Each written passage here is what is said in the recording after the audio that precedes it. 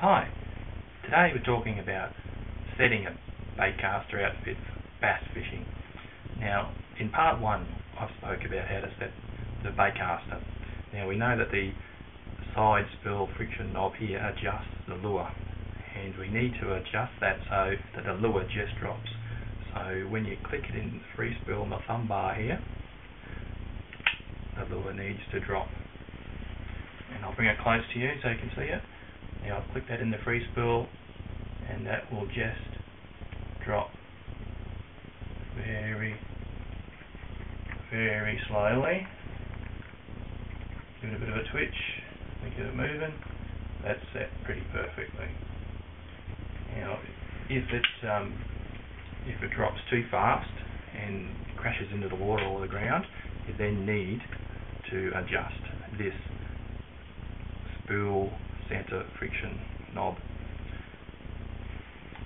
and if it doesn't move too fast or it stays there, you need to adjust it back looser so that it drops a bit more.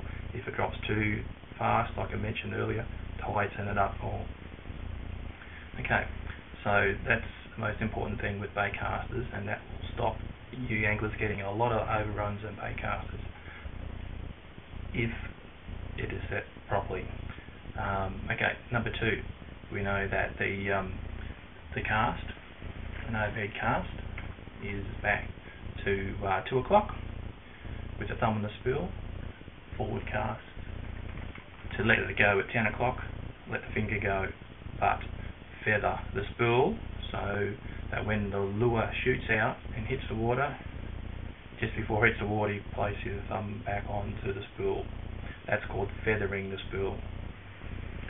Okay, so another thing I want to talk to you about is the lure length when you're casting.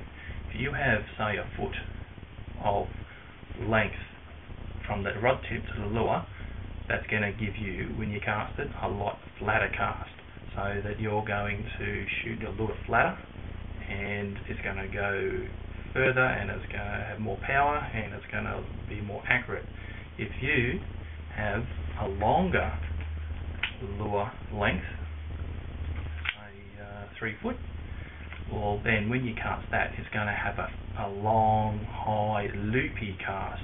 It's going to get a lot more air and it's going to be nowhere near as accurate as a shorter length would be up here.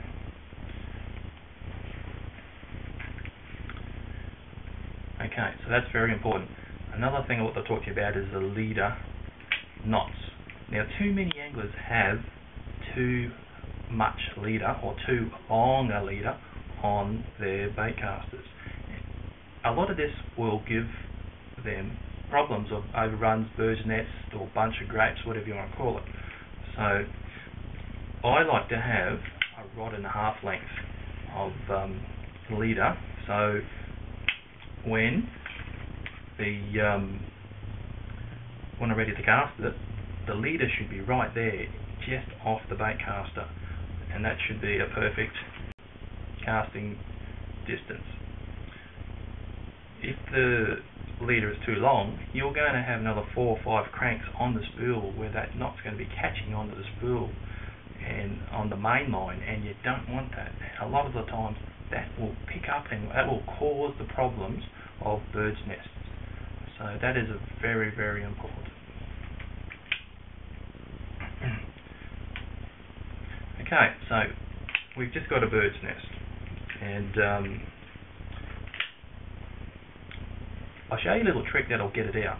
Now you just cast it, you've got a bird's nest. Now just get the handle and you just crank it 4 or 5 times, and then disengage the spool with the thumb bar, and then pull the line out, and you find a lot of the times, not always, but a lot of the times that will pull out the bird's nest, and it'll just come straight out, and you just crank it back into gear and just wind her up and keep fishing. And that's a very, very handy tip and a very quick way of getting the bird's nest out. You don't have to get in there and pluck it out with your fingernails or a sharp object. Try that tip because that is really, really useful and really, really handy. Okay, so when you're first starting to use a baitcaster, you want to cast overheads. You start 2 o'clock, like I mentioned before, finish at 10 o'clock. When you get a little bit better and you master that technique, then you can start casting side. You can do your side casts. When you get even better again, then you can really punch it out with the double-handed pitch.